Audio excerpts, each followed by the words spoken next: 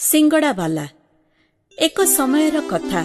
मोहन और पद्मावती नामक दुई भाई भौणी थिले। मोहन अधिक पाठ पढ़ी बड़ सहर रे निज स्त्री और छुआंक सहित रहुथिले, किंतु पद्मावती जेउ सहर रे बड़ होइथिले सेई सहरर जणे परिचित लोक रघुंक सहित विवाह करी घर संसार कले। पद्मावती पाखरे सुंदरता सहित समस्त गुण थिला। से तांको स्वामींकर सबु काम करुथिले। पद्मावती घरे बहुत परिश्रम करी सिंगड़ा तैयारी करुथिले। आउ तांको स्वामी रघु सेई सिंगड़ा को गोटे झुड़ी रे भर्ती करी निज साइकेल रे रखी गाँ रे बिक्री करबाकू जाउथिले। सिंगड़ा नबो सिंगड़ा। रघु सिंगड़ा सबको बिक्री करिबा परे मिलुथुबा टंका को नै घर को फेरी आसुथिले। सेही परी 6 वर्ष बीतीगला। सेही 6 वर्ष रे पद्मावतींकर 3टी छुआ हेले, 2टी झियो और गोटिए पुओ। निजर 3टी छुआंकु आखि आगरे रखी पद्मावती एवं रघु कठिन परिश्रम करुथिले। पद्मावतींक सिंगड़ा से गाँ रे प्रसिद्ध हो जाइथिला।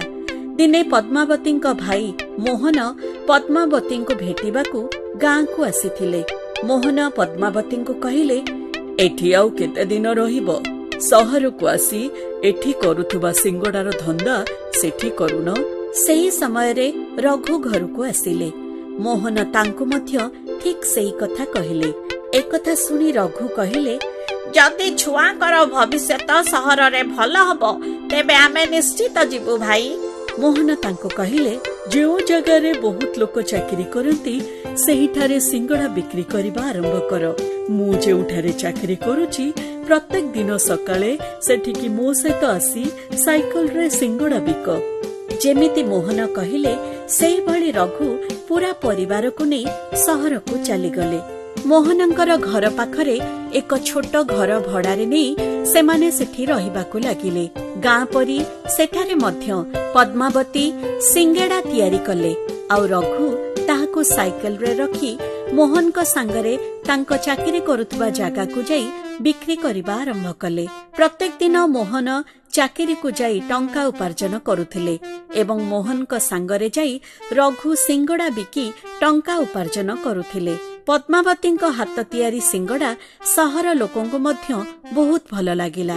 प्रत्येक दिन रघु जेतिकी सिंगड़ा आणुथिले सबु बिक्री हो जाउथिला। एही भली बंचुथिबा सिंगड़ार टंकारे रघु एक छोट ठेला गाड़ी किनिले एवं गरम गरम सिंगड़ा सेहिठारे तैयारी करबा आरंभ करिदेले। गोटे पटे पद्मावती गरम गरम सिंगड़ा तैयारी करुथिले एवं अन्य पटे रघु सेही सिंगड़ा गुडी को बिक्री करुथिले एवं पूर्व अपेक्षा सेमानकर अधिक उपार्जन हेउथिला। जेउ भले पद्मावती और रघु कठिन परिश्रम करुथिले तांका परिश्रम जोगु जेउठारे साइकेल रे धंदा आरंभ करथिले सेठी छोट ठेला गाड़ी एवं परे बड़ ठेला गाड़ी किनी 2 जण लोकंकु कामरे मध्य रखिले। किछि किछि दिन तो सबु सिंगड़ा बिक्री हे जिबा जोगु ग्राहक माने मन दुखरे घर को फेरी जाउथिले। पद्मावती और रघुंकर दिन रातिर कठिन परिश्रम जोगु सेही जागार नाम सिंगड़ा केन्द्र हो जाइथिला। किछि दिन परे सेमाने 10 जण काम करिबा लोक एवं 30 जण ग्राहक बसिबा भली गोटिए दुकान सेहिठारे तैयारी कले।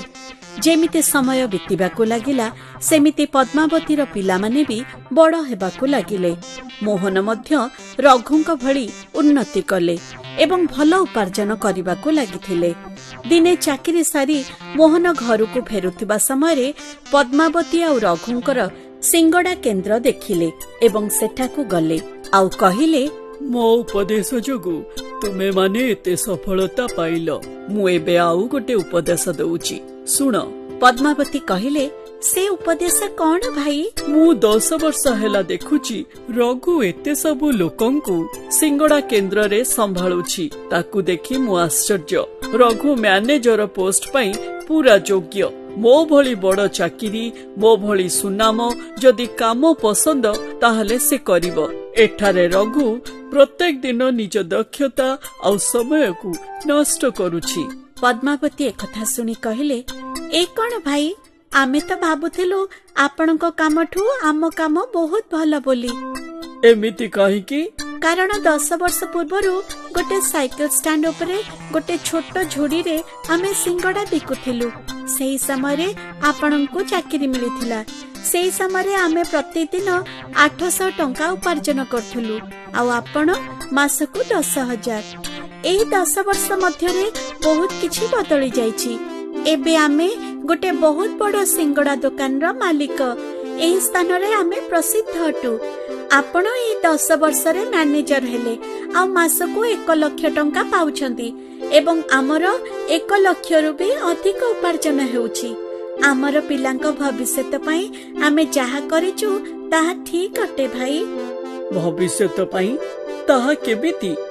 ରଘୁ କହିଲେ, ଭିଣେଇ ଭାଇ, ଆମେ ବହୁତ କମ ଟଙ୍କାରେ ଆମର ବ୍ୟବସାୟ ଆରମ୍ଭ କଲୁ।